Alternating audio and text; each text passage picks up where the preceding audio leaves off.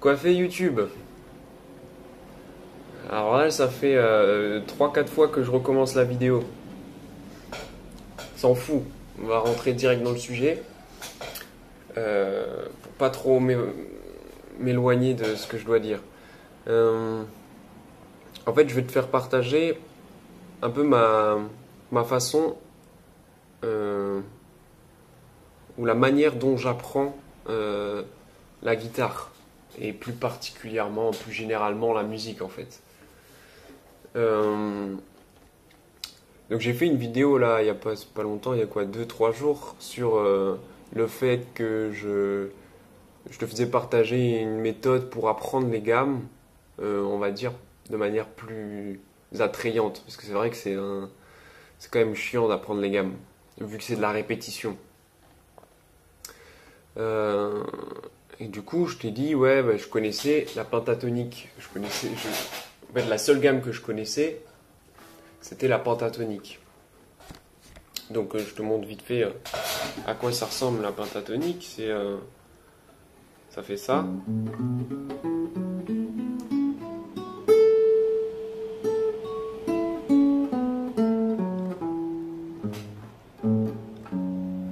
Voilà. Ça donne ça. Et ça, en fait, c'est.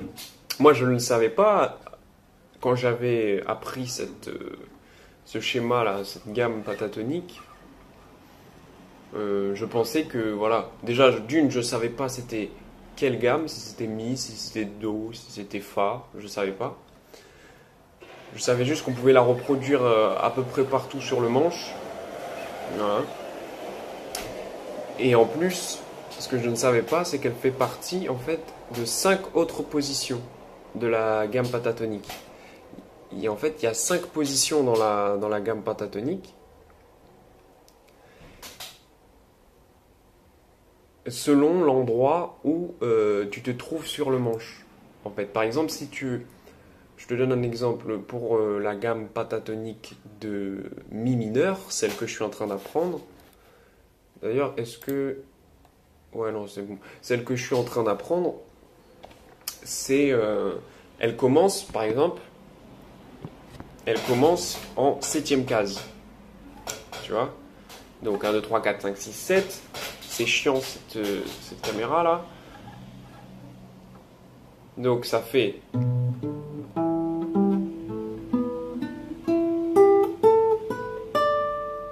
Tu vois, tu remarques que c'est pas... Si j'essaie d'aller assez lentement pour te montrer que c'est pas exactement la même position.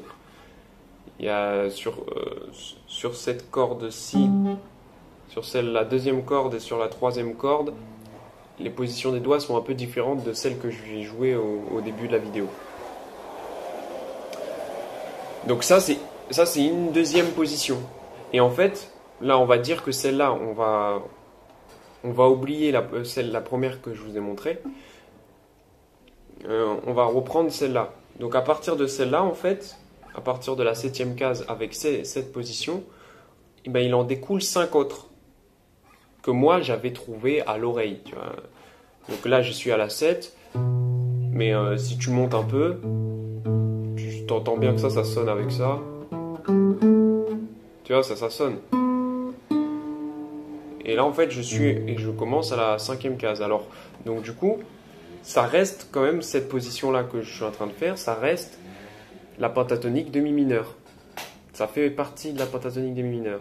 Et comme ça, il y en a 5. Donc il y en a, on va dire, une en haut, une au milieu, une ici et une en bas que je pourrais sûrement pas jouer parce que c'est plus sur les guitares électriques. Bref, cette longue explication pour dire quoi en fait?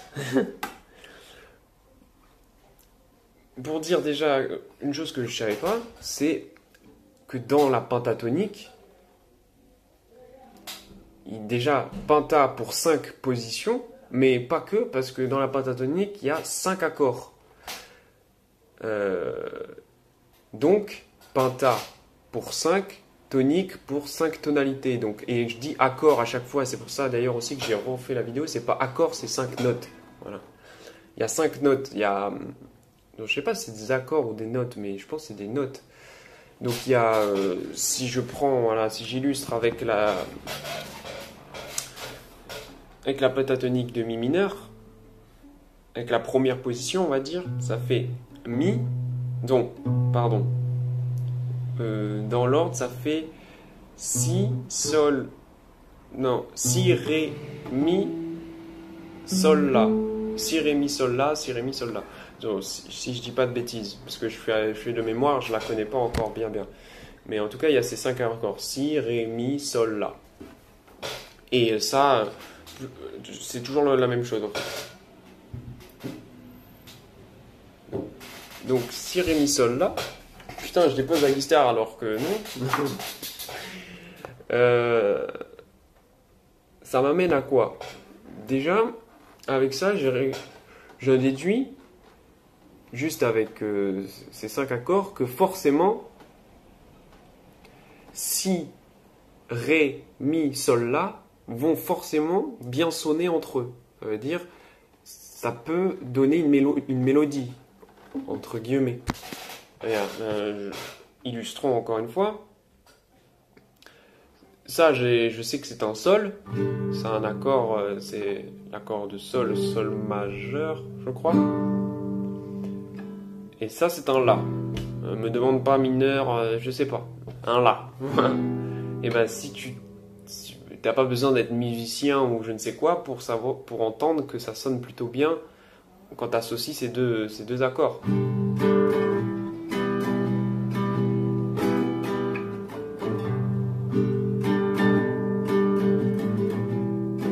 Bon, avec une certaine rythmique, etc. Mais ça sonne bien, tu l'entends. Et je peux pas faire les autres accords. Je peux pas faire ré, je peux pas faire si parce que je connais pas. Donc sûrement que je sais. Par exemple, là, je peux te donner un exemple plus concret parce que ce que je vais dire est idiot, mais ça sonne. Voilà. Mais je ne sais pas c'est quel accord. Alors je sais le jouer cet accord, mais c'est quoi? Non, je sais pas. Donc, arrête de vouloir déposer la guitare. Bon, donc,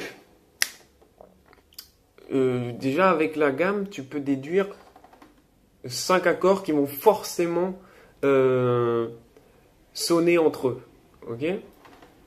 Ensuite, ce que j'ai remarqué, je vais essayer de te mettre le schéma. On va essayer de faire un peu de montage. Je vais essayer de te mettre le schéma dans la tablature, tu vas peut-être pas comprendre, mais c'est pas grave, de mi mineur, de la pentatonique de mi mineur. Et en fait, quand je l'ai vu, cette pentatonique, eh ben, j'ai remarqué tout de suite que si tu laisses les doigts, si tu mets les doigts aux endroits de la pentatonique et que tu les laisses appuyer, tu obtiens en fait ce barré-là. Tu vois? Et ce barré-là, du coup, par déduction, correspond au mi mineur. Au mi mineur, voilà, tout simplement. Et après, tu peux en déduire mi mineur septième, etc. Mi mineur, je vais pas aller dans les détails parce que c'est pareil, les accords septièmes, déjà les accords mineurs, majeurs, je sais pas trop quelle est la différence vraiment. Donc je l'entends la différence, mais je sais pas ça correspond à quoi vraiment. Pareil, le septième, le dièse, le bémol, pareil que je vais aborder un peu dans cette vidéo, je sais pas à quoi ça correspond. J'irai voir, mais pour l'instant c'est pas mon objectif de savoir ça pour l'instant. Donc voilà, donc tu peux déjà juste avec une gamme, c'est ça qui me fascine et c'est tellement ouf quand tu en prends conscience en fait que voilà, il y a des liens entre le fait que cet accord ressemble à ça, en fait, que tes doigts soient posés de cette manière-là. Ouais, c'est peut-être... ça coule peut-être de source, mais moi, je m'en rends compte que maintenant, tu vois.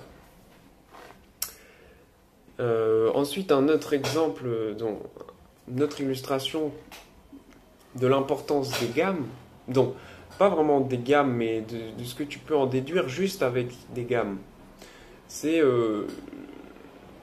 juste en haut, il y avait la gamme de mi mi majeur, de la pentatonique de mi majeur.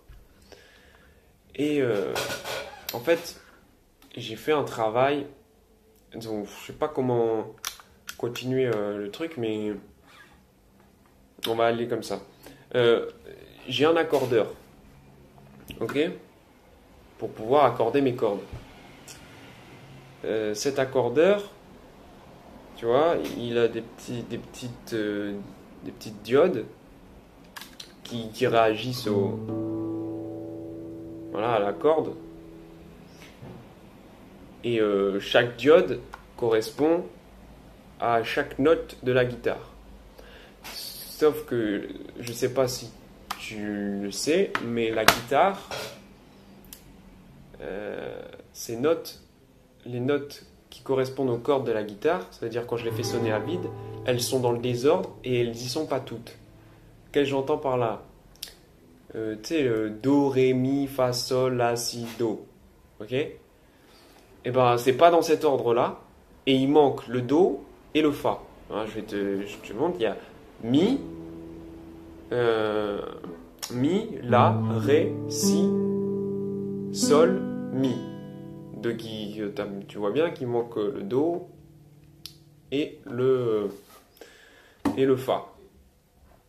Alors, j'en viens à ce que je vais dire. C'est pour essayer de te faire comprendre un peu mon cheminement, en fait. Sur la pentatonique de Mi majeur, il m'indique pareil, les positions, etc. Sauf qu'ils mettent aussi les notes. À quoi correspondent voilà, cette position du doigt sur cette corde-là correspond à quelle note. Et cette position-là, ça correspond à un Fa dièse. C'est ce qui me marque sur la tablature. Sauf que moi, ça m'a intrigué. Je dis, ouais, Fa dièse, mais moi, j'obtiens pas un Fa dièse avec ça. Avec ça, j'obtiens, vu qu'il n'y a pas de Fa là-dessus, j'obtiens un Sol bémol. Donc, ça veut dire que Sol bémol est équivalent à Fa dièse.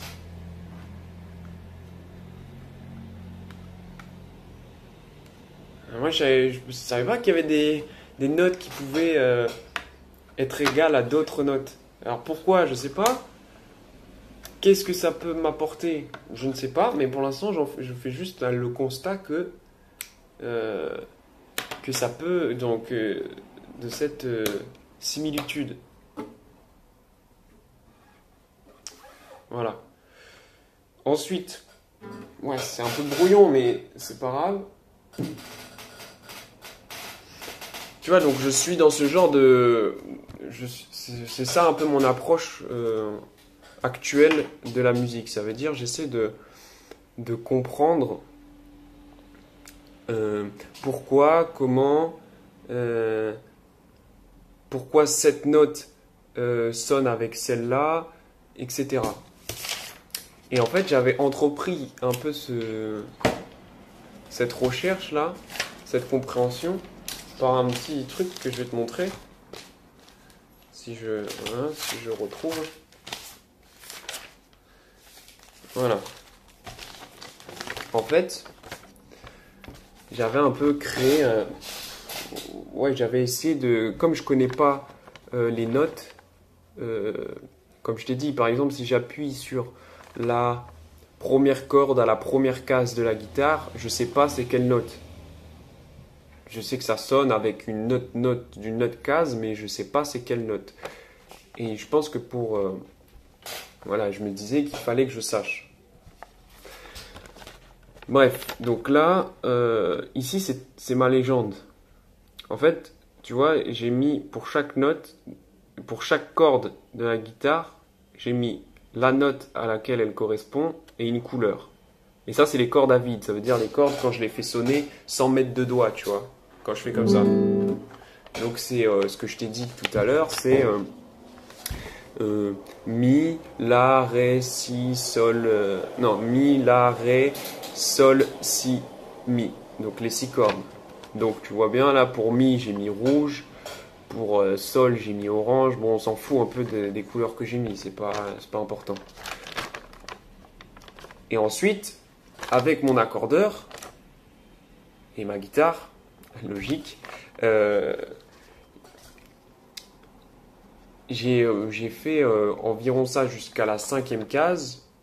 J'ai regardé à quoi correspond chaque corde à chaque case. C'est-à-dire, corde 1, case 1. Ça, je fais sonner, je regarde sur mon truc, ça fait un mi dièse.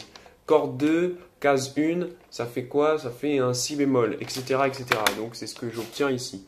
Tu vois, je l'ai fait jusqu'à CA, ça veut dire case en gros. Et voilà, je fais 1, 2, 3, 4, 5. Et après ça, comme je connais quelques accords, je connais quelques noms d'accords que je sais reproduire à la guitare, j'en ai déduit ça, que j'ai appelé association des cordes. Pourquoi j'ai appelé ça comme ça? Et pourquoi j'ai fait ça en fait? Parce que quand je joue, par exemple, là, imaginons, je reprends pareil, le même accord que tout à l'heure, sol. Le sol, tu vois bien qu'il est composé de plusieurs notes. L'accord de sol sur la guitare, il est égal à plusieurs notes. Et en fait, c'est cette association de notes, de ces 6 notes, parce qu'il y a 6 cordes, donc 6 notes, qui donnent cet accord sol, qui donne un seul accord.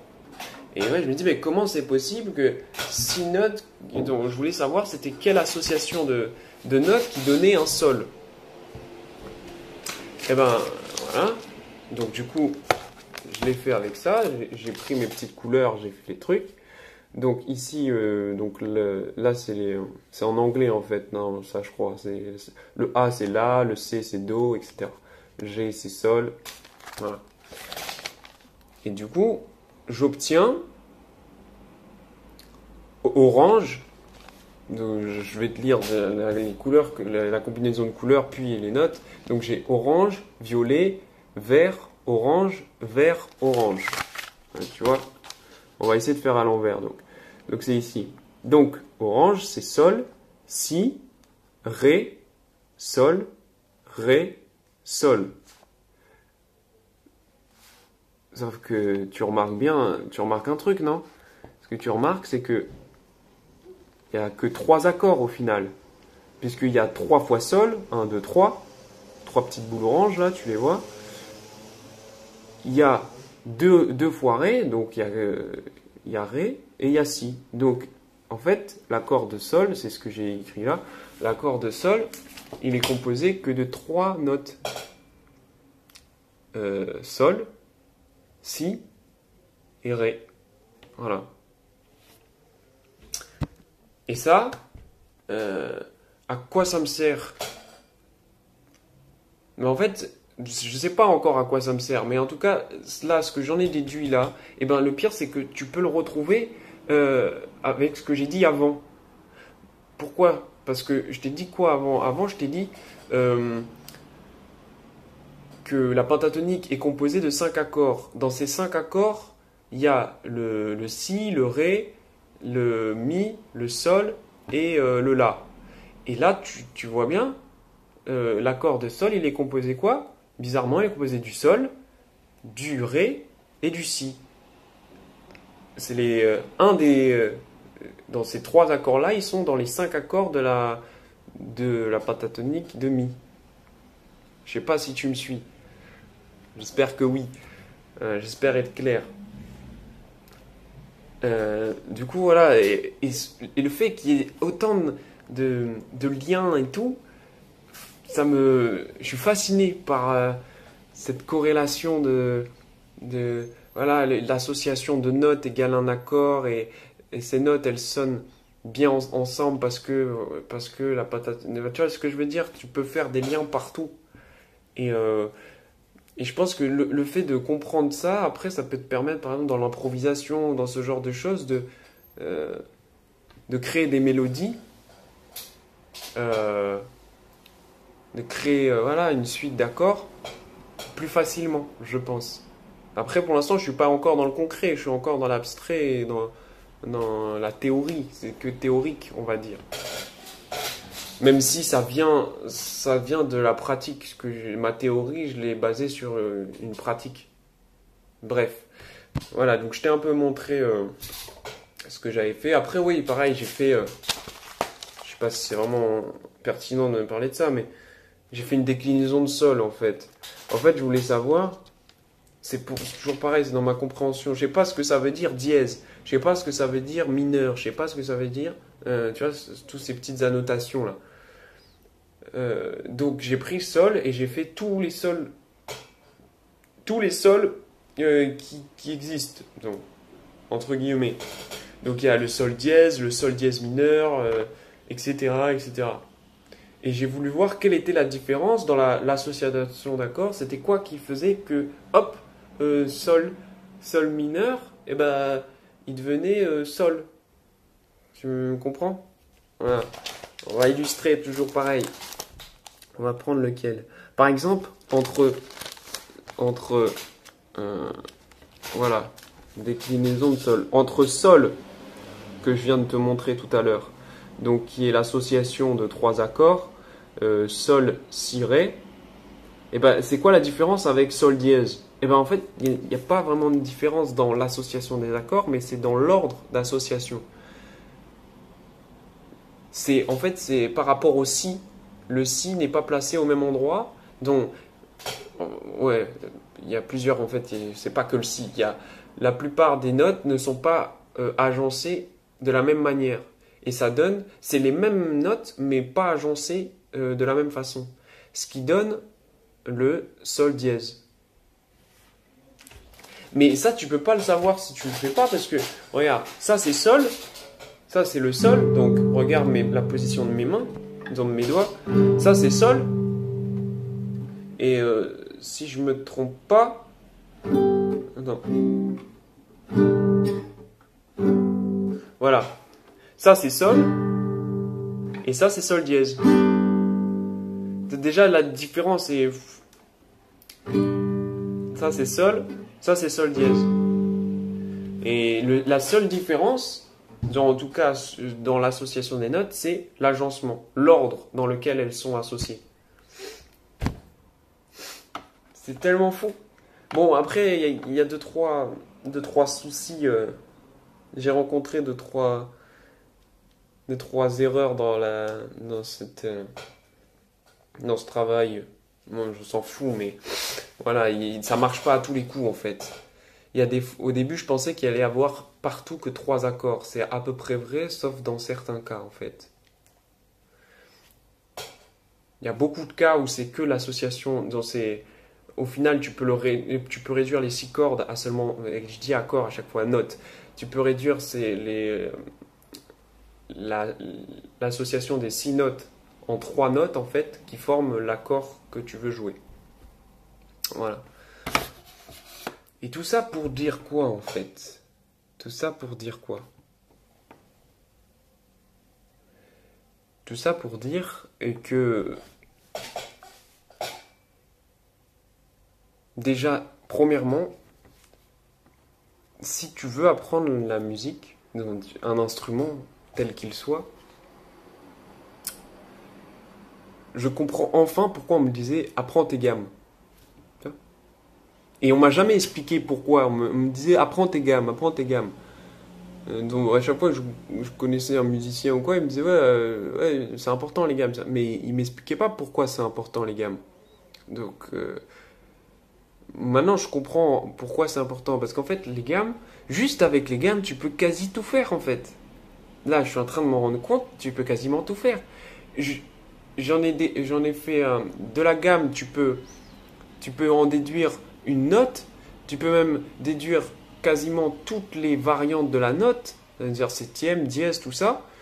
Tu peux déduire environ, donc tu peux savoir quelle note sonne bien avec quelle autre note, même si j'imagine que c'est plus large que ça, mais on verra par la suite.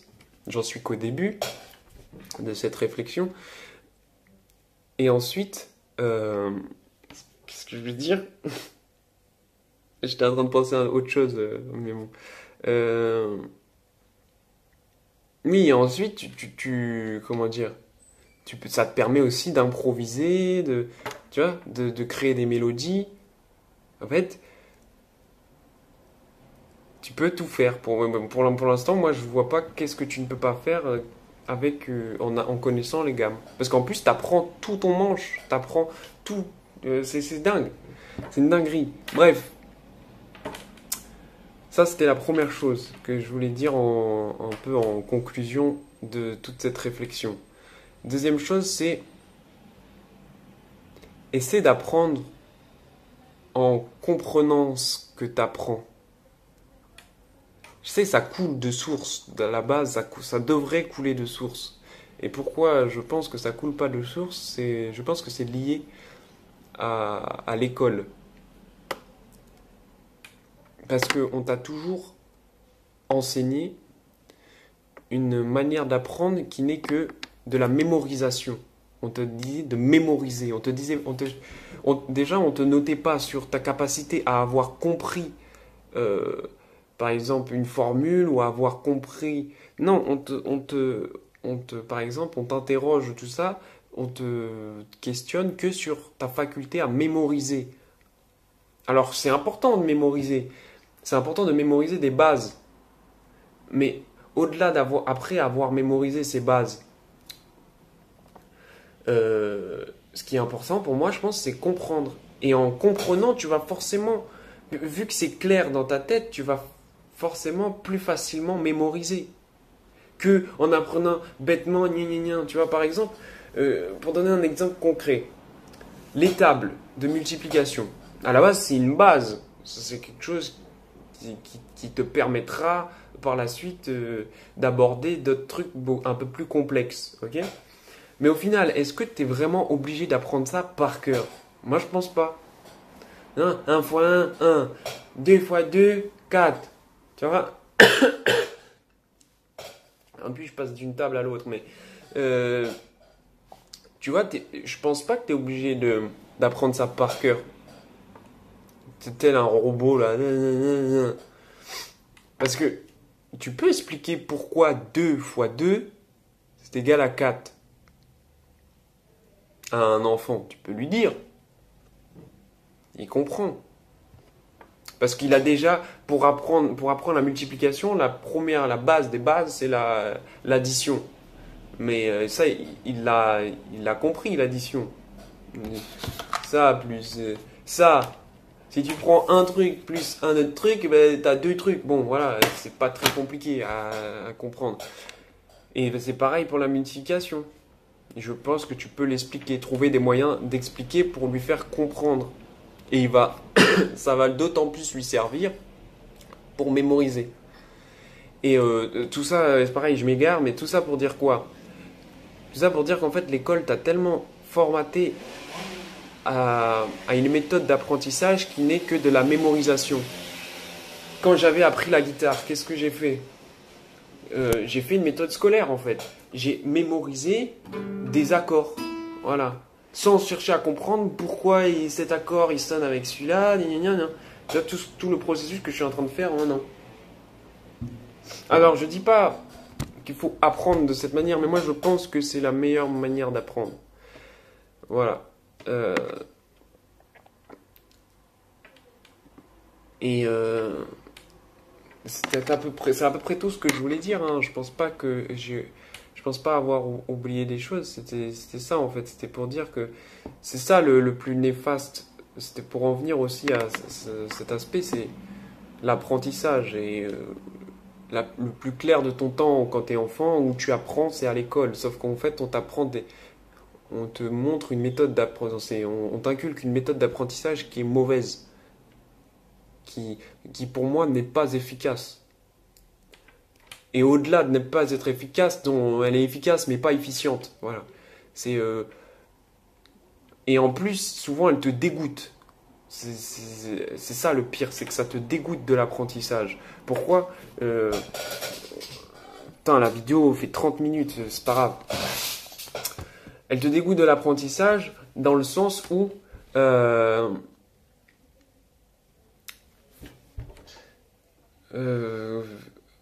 en fait, tu prends pas plaisir, puisque ce n'est qu'une répétition. C'est d'ailleurs pour ça que les gammes, c'est pas marrant. C'est nul, donc tu te fais un peu chier parce que c'est de la répétition. Et c'est pas un truc que j'ai l'impression, l'homme, il aime pas trop la répétition. Alors que si tu essaies de faire comprendre, déjà, tu suscites de l'intérêt. Quand il comprend, quand il voit les liens, ça suscite forcément de l'intérêt.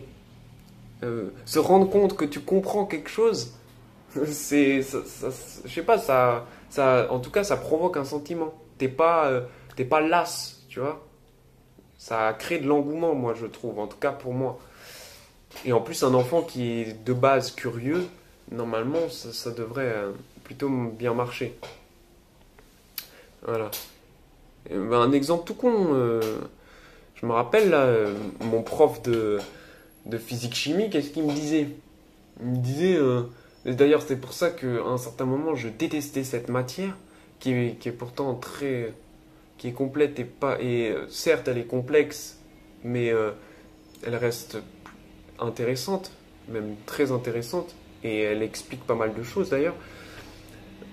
Mais à cause de ce prof, j'en suis venu à détester la physique-chimie, parce que lui, sa phrase fétiche, sa phrase à la con, c'était quoi? C'était il n'y a rien à comprendre, il y a tout à apprendre. Mais ferme ta gueule, mon pote. Il m'a dégoûté de ces matières physique-chimie qui sont pourtant des matières méga intéressantes. Juste avec cette phrase, en fait, juste avec sa manière d'enseigner. Il y a tout à comprendre, il n'y a rien à... Non, il y a tout à apprendre, il n'y a rien à comprendre. Mais mec, tu vis où? T'es quoi? What? What? Pourquoi? Bref, j'ai complètement digressé sur l'école au final. Et c'est con parce que ce sera sûrement le sujet d'une de mes vidéos, mais d'une autre vidéo. Je ne rentrerai pas plus dans les détails puisque sinon il n'y aura plus d'intérêt de faire la vidéo. Mais bref, voilà, tout ça c'est pour te dire quoi? C'est pour te dire, si tu veux apprendre un instrument de musique, commence par les gammes. Je te dis pas de faire que des gammes, mais essaie de travailler quand même tes gammes. Et deuxièmement, dans tout ce que tu entreprends et dans tout ce que tu veux apprendre, comprends ce que tu apprends. Ne cherche pas déjà à aller plus vite en mémorisant une masse d'informations. Ça sert à rien. Donc, de mon point de vue, ça sert à rien. Essaie de comprendre. Naturellement, tu vas mémoriser en fait. Ça va couler de source en fait. Voilà. Sur ce, YouTube, j'ai pris beaucoup de ton temps là. Je te cache pas, mais bon, c'est comme ça. Allez, tchuss!